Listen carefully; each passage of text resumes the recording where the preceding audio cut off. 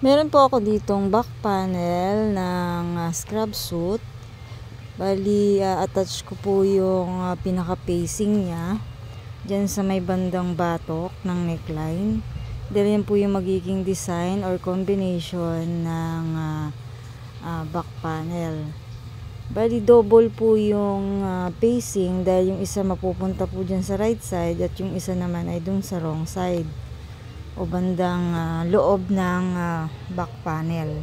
I-attach ko lang siya ng pagayan.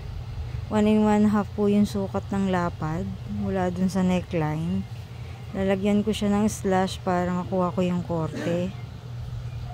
Ayan, 1 inch lang yung finish niyan kapag pinasadaan ko siya dyan sa may neckline.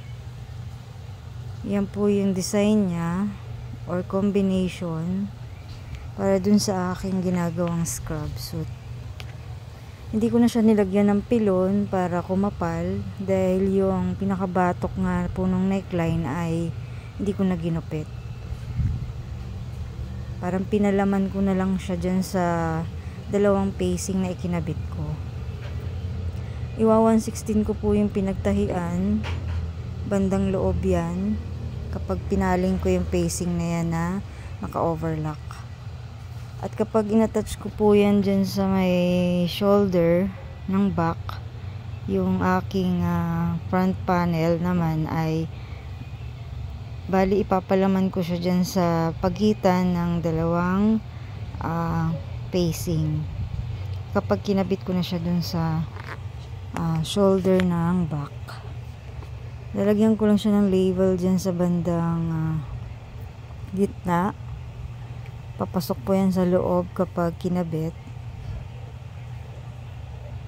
Dahil yan po yung magiging loob ng batok ng back panel ng scrub suit.